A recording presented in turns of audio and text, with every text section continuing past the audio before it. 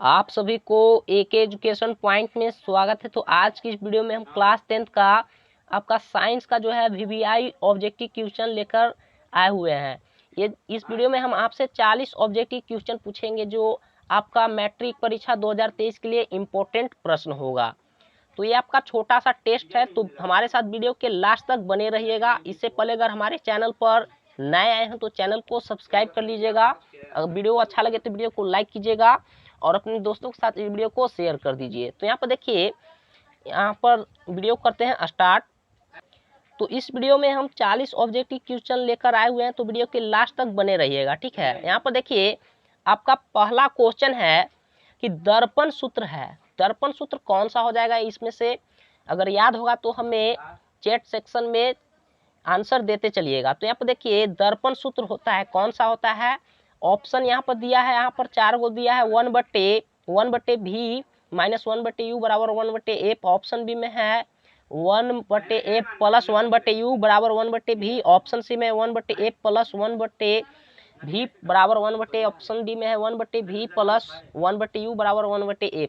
तो जो आपका जो दर्पण सूत्र होता है, ठीक है, दर्पण सूत्र होता है 1/f बराबर 1/f बराबर 1/v प्लस 1/u होता है, ठीक है। दर्पण सूत्र कौन सा होता है? 1/f बराबर 1/v प्लस क्या होता है? 1/u। तो यहाँ पर देखिए, ऑप्शन यहाँ पर कौन सा दिया हुआ है? ऑप्शन यहाँ पर दर्पण सूत्र होता है, तो यहाँ पर दिया हुआ है 1/v प्लस 1/u बराबर 1/f। तो राइट आंसर आपका हो जाएगा ऑप्शन नंबर डी, यानी कि 1/v प्लस 1/u बराबर 1/f। आइए सेकंड नंबर क्वेश्चन की ओर। यहाँ पर देखिए, आपका सेकंड नंबर भी क्वेश्चन जो है बहुत इंपॉर्टेंट क्वेश्चन है आपका, कि गोलीय दर्पण की फोकस दूरी पूछ रहा है, उसकी वक्रता त्रिज्या की क्या होता है, ठीक है। गोलीय दर्पण की फोकस दूरी, इसकी वक्रता त्रिज्या की क्या होता है, यानी कि गोलीय दर्पण की वक्रता गोलीय दर्पण की फोकस दूरी यानी कि एफ बराबर जो आपका होता है r/2 होता है। कितना होता है? r/2। अगर यहाँ से हम r निकालना चाहे तो यहाँ पर आपका हो जाएगा 2f, ठीक है। यहाँ पर तो अगर पूछ रहा है क्वेश्चन की गोलीय दर्पण की फोकस दूरी उसकी वक्रता त्रिज्या की क्या होती है, तो f बराबर आपका r/2 होता है। तो इसका आपका क्या हो जाएगा? आधा हो जाएगा, आधा होती है। तो गोलीय दर्पण की फोकस दूरी उसकी वक्रता त्रिज्या की क्या होती है? तो आधा होती है। ऑप्शन नंबर ए इसका राइट आंसर हो जाएगा, ठीक है। आइए 3 नंबर क्वेश्चन की ओर। अगर याद होगा तो यहाँ पर कमेंट करते रहिएगा यहाँ पर, ठीक है। यहाँ पर देखिए, आपका तीसरा क्वेश्चन है कि दाढ़ी बनाने में कौन सा दर्पण यानी कि उपयोग करते हैं हम लोग, ठीक है। दाढ़ी बनाने में कौन सा दर्पण का उपयुक्त होता है यानी कि उपयोग करते हैं? तो अगर याद होगा तो यहाँ पर चैट सेक्शन में आंसर देते चलिएगा, अगर नहीं याद होगा तो याद करते चलिएगा। और ये आपका बहुत बार पूछा हुआ भी क्वेश्चन है कि दाढ़ी बनाने में कौन सा दर्पण का उपयोग करते हैं हम लोग। ऑप्शन यहाँ पर है समतल, ऑप्शन बी है उत्तल, ऑप्शन सी में अवतल और ऑप्शन डी में इनमें से कोई नहीं। तो दाढ़ी बनाने में जो है कौन सा दर्पण का उपयोग करते हैं, तो अवतल दर्पण का हमेशा याद रखिएगा। ऑप्शन नंबर सी इसका राइट आंसर हो जाएगा। आइए 4 नंबर क्वेश्चन की ओर। यहाँ पर देखिए, 4 नंबर आपका क्वेश्चन है कि लेंस में मुख्य फोकस की संख्या कितनी होती है, ठीक है। लेंस में मुख्य फोकस की संख्या कितनी होती है? ऑप्शन यहाँ पर 4 गो है, तो हमें जल्दी से इसका राइट आंसर बताइए। ऑप्शन ए में है 2, 3 और 4, ठीक है। तो लेंस में जो मुख्य फोकस की संख्या होती है वो 2 होती है। ऑप्शन नंबर ए इसका राइट आंसर हो जाएगा। आइए 5 नंबर क्वेश्चन की ओर। यहाँ पर देखिए, आपका 5 नंबर क्वेश्चन है कि अवतल लेंस में आवर्धन यानी कि एम बराबर होता है, क्या होता है? ऑप्शन यहाँ पर आपका 4 गो है, जल्दी से हमें इसका राइट आंसर बताइए। तो यहाँ पर देखिए, ऑप्शन ए में है u/v, ऑप्शन बी में u/v, ऑप्शन सी में u प्लस v और ऑप्शन डी में है v/u। तो यहाँ पर आपसे पूछ रहा है कि अवतल लेंस में आवर्धन यानी कि m बराबर आपका v/u होता है। क्या होता है? m बराबर v/u होता है। ऑप्शन यहाँ पर दिया है, ऑप्शन कौन सा हो जाएगा इसका राइट आंसर? ऑप्शन अवतल लेंस में आवर्धन m बराबर होता है कौन सा? तो ऑप्शन नंबर डी, m बराबर v/u, ठीक है। आइए 6 नंबर क्वेश्चन की ओर। यहाँ पर देखिए, आपका 6 नंबर क्वेश्चन है कि सरल सूक्ष्मदर्शी में किसका उपयोग होता है? सरल सूक्ष्मदर्शी में किसका उपयोग होता है? उत्तल लेंस का होता है या अवतल लेंस का होता है या उत्तल दर्पण का या अवतल दर्पण का? तो इसका हमें राइट आंसर कमेंट करके बताइए। तो तो इसका जो आपका सही आंसर हो जाएगा, यानी कि सरल सूक्ष्मदर्शी में किसका उपयोग होता है, तो उत्तल लेंस का होता है। ठीक है, ऑप्शन नंबर ए इसका राइट आंसर हो जाएगा। आइए 7 नंबर क्वेश्चन की ओर। यहाँ पर देखिए आपका 7 नंबर क्वेश्चन है कि लेंस की क्षमता का एसआई मात्रक है। लेंस की क्षमता का एसआई मात्रक कौन सा हो जाएगा? ऑप्शन ए में मीटर, ऑप्शन बी में मीटर प्रति सेकेंड, ऑप्शन सी में न्यूटन और ऑप्शन डी में डायोप्टर। तो लेंस की क्षमता की जो एसआई मात्रक होता है, लेंस की क्षमता का जो एसआई मात्रक होता है, ऑप्शन नंबर डी इसका राइट आंसर हो जाएगा, यानी कि डायोप्टर होता है। लेंस की क्षमता का एसआई मात्रक क्या होता है, तो डायोप्टर होता है। आइए 8 नंबर क्वेश्चन की ओर। 8 नंबर आपका क्वेश्चन है, बहुत इंपॉर्टेंट आपका ये क्वेश्चन है कि सामान्य नेत्र के लिए न्यूनतम दूरी होता है। यहाँ पर पूछ रहा है सामान्य नेत्र के लिए न्यूनतम दूरी कितना होना चाहिए। ऑप्शन यहाँ पर 4 को दिया हुआ है, तो अगर याद है तो हमें जल्दी से इसका राइट आंसर बताइए। ऑप्शन ए में है 25 मीटर, ऑप्शन बी में है 2.5 मीटर, ऑप्शन सी में है 25 सेंटीमीटर और ऑप्शन डी में है 2.5 सेंटीमीटर।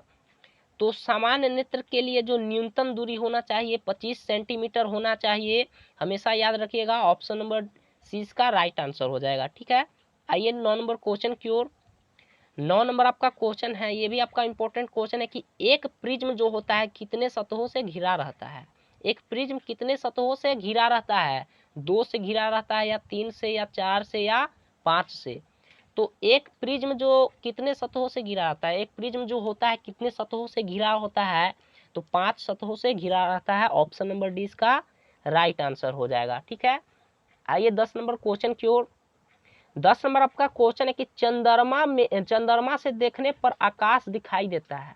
चंद्रमा से देखने पर यानी कि आकाश कैसा दिखाई देता है?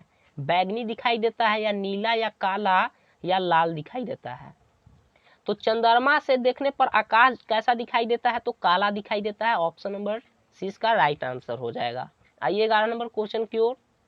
यहाँ पर देखिए आपका क्वेश्चन बिहार बोर्ड में पूछा हुआ है 2017 में कि धारा मापने में किसका उपयोग होता है। धारा मापने में किसका उपयोग होता है?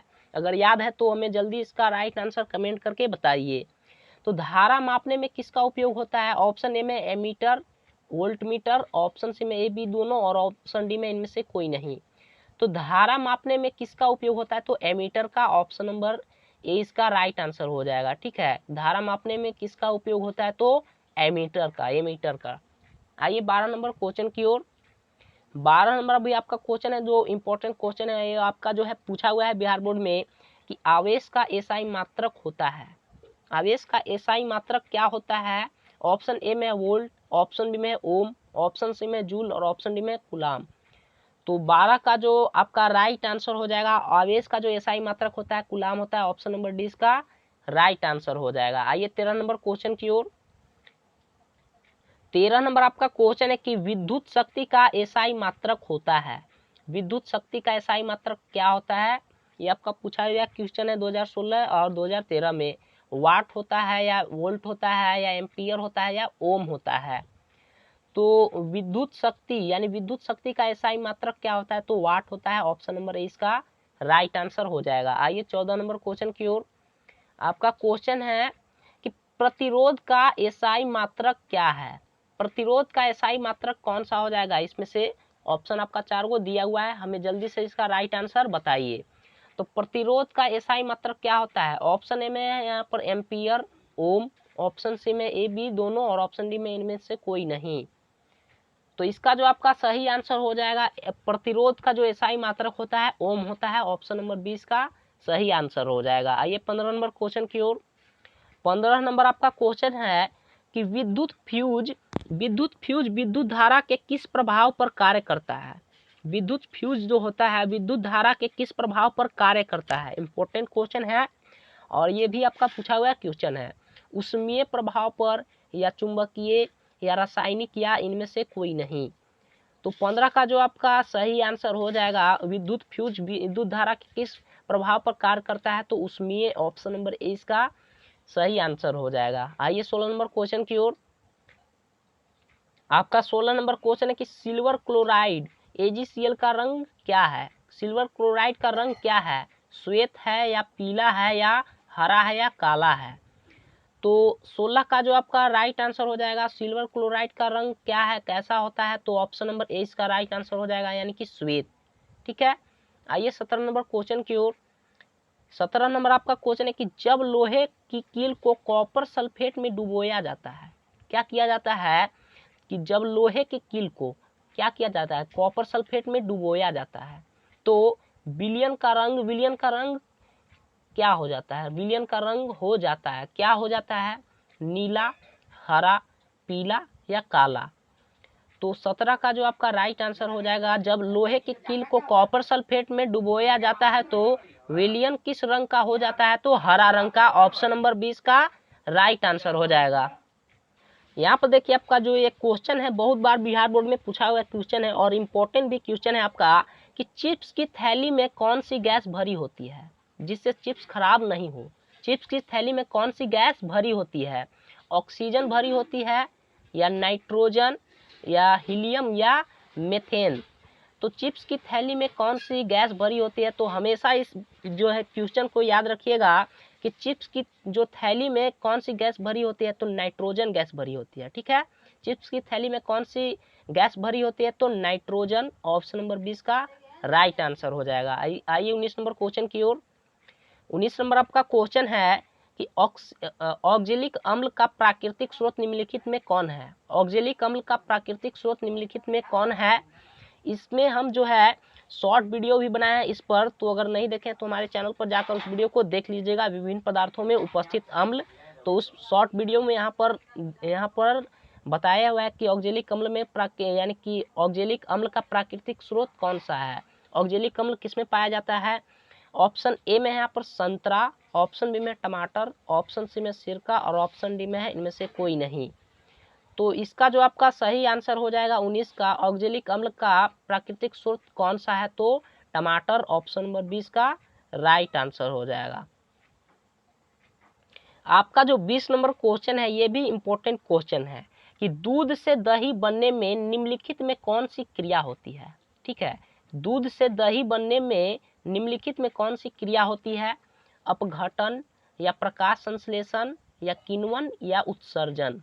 तो दूध से दही बनने में निम्नलिखित में कौन सी क्रिया होती है, तो इसका आपका राइट आंसर हो जाएगा ऑप्शन नंबर सी, यानी कि किण्वन। ठीक है, आइए 21 नंबर क्वेश्चन की ओर। 21 नंबर आपका क्वेश्चन है कि जल में घुलनशील भस्म क्या कहलाते हैं। जल में घुलनशील भस्म क्या कहलाते हैं, अम्ल कहलाते हैं, या क्षार कहलाते हैं, या लवण, या इनमें से कोई नहीं। तो 21 का जो आपका राइट आंसर हो जाएगा ऑप्शन नंबर बी, यानी कि क्षार कहलाते हैं। जल में घुलनशील भस्म क्या कहलाते हैं, तो क्षार कहलाते हैं। ठीक है, याद रखिएगा। आइए 22 नंबर क्वेश्चन की ओर। तो राइट आंसर हमें कमेंट करते चलिएगा 40 में आपका कितना जो है सही हो पाता है। यहाँ पर देखिए आपका 22 नंबर जो क्वेश्चन है कि अम्लों का स्वाद होता है। बहुत ही सिंपल क्वेश्चन है, आसान क्वेश्चन है कि अम्ल का स्वाद कैसा होता है, मीठा होता है, या खट्टा होता है, या कोई स्वाद नहीं होता है, या इनमें से कोई नहीं। तो 22 का जो आपका सही आंसर हो जाएगा, यानी कि अम्ल का स्वाद कैसा होता है, तो पढ़े होंगे कि खट्टा होता है। ऑप्शन नंबर 20 का राइट आंसर हो जाएगा। आइए 23 नंबर क्वेश्चन की ओर। 23 नंबर आपका क्वेश्चन है कि बढ़ते हुए रक्त को रोकने में उपयोगी यौगिक है। ठीक है, बढ़ते हुए रक्त को रोकने में उपयोगी यौगिक है, यानी कि कहीं पर देखिए यहाँ पर ऑप्शन दिया है खाने का सोडा, ऑप्शन बी में है नौसादर, ऑप्शन सी में धोवन सोडा, और ऑप्शन डी में है फिटकिरी। तो अगर यहाँ पर देखिए अगर कहीं पर कट जाता है उससे हमें ब्लड निकलने लगता है, खून निकलने लगता है, रक्त निकलने लगता है, तो बढ़ते हुए रक्त को रोकने के लिए कौन सा यानी कि यौगिक को उपयोग करेंगे, तो इसका आपका सही आंसर हो जाएगा ऑप्शन नंबर डी, यानी कि फिटकिरी का। ठीक है, किसका, फिटकिरी का। आइए 24 नंबर क्वेश्चन की ओर।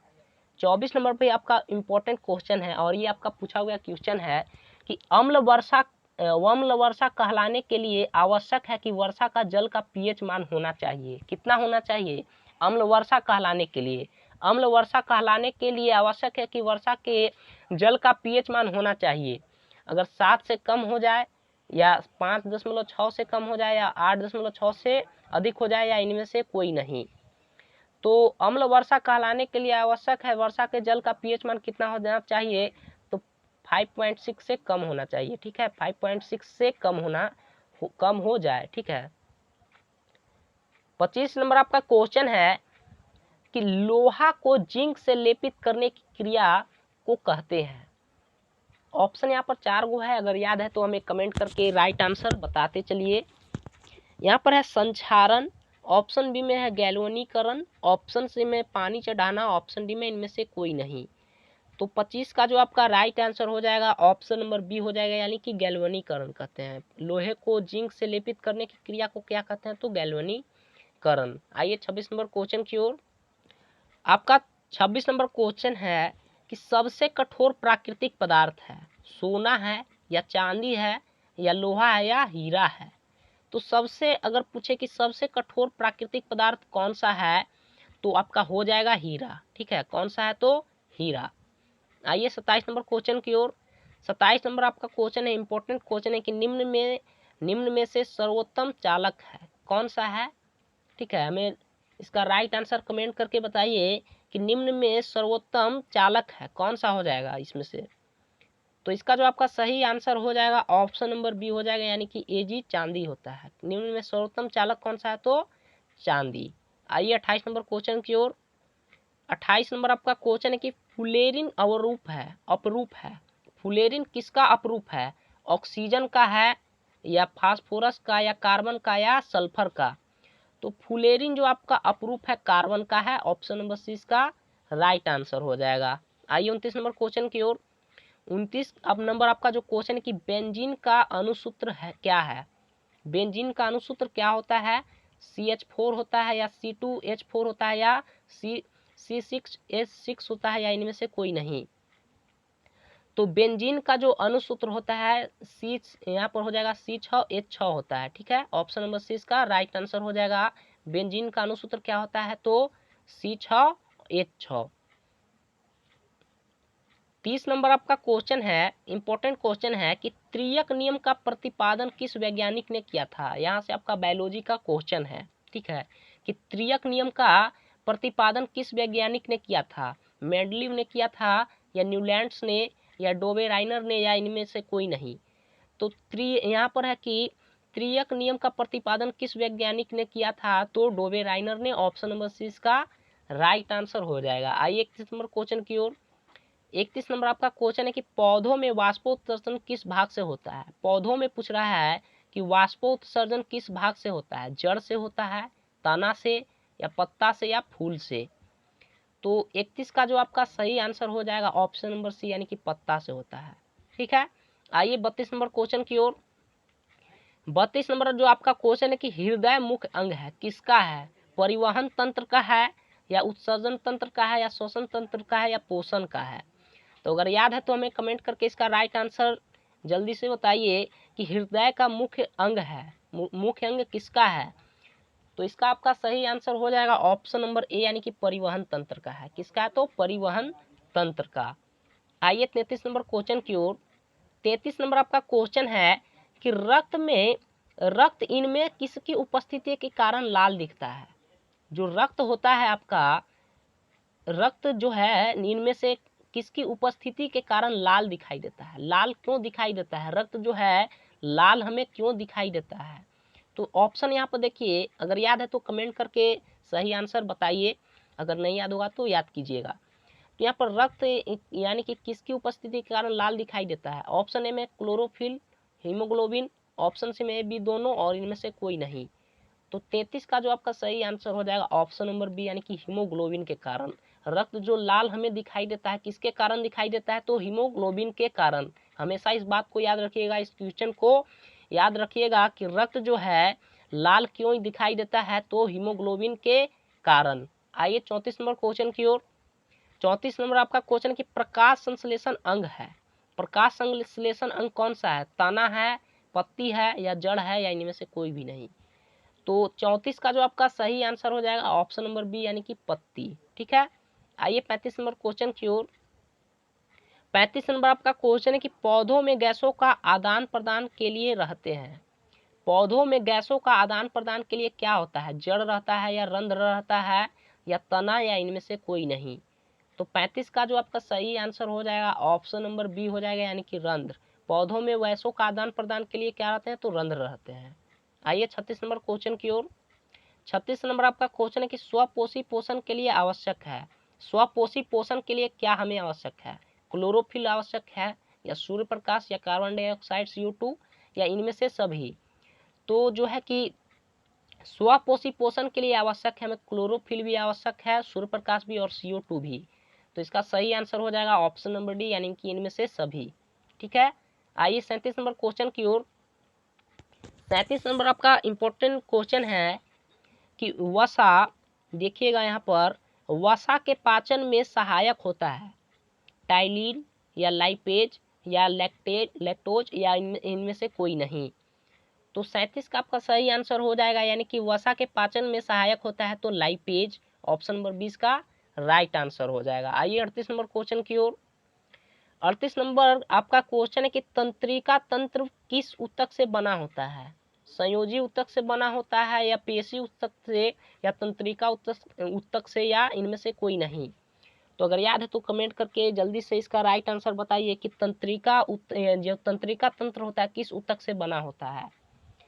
तो इसका जो आपका सही आंसर हो जाएगा ऑप्शन नंबर सी, यानी कि तंत्रिका ऊतक से बना होता है। ठीक है, यहाँ पर आपका अगला क्वेश्चन है कि इंसुलिन हार्मोन की खोज किसने की। ऑप्शन ए में है बैटिंग, ऑप्शन बी में डार्विन, ऑप्शन सी में ए बी दोनों, और ऑप्शन डी में इनमें से कोई नहीं। तो इंसुलिन हार्मोन की खोज किसने की, तो बैटिंग ने, ऑप्शन नंबर ए इसका राइट आंसर हो जाएगा। आइए आपका लास्ट क्वेश्चन है 40 नंबर। कौन सा हार्मोन जो है कोशिका विभाजन को बढ़ावा देता है, कौन सा हार्मोन कोशिका विभाजन को बढ़ावा देता है।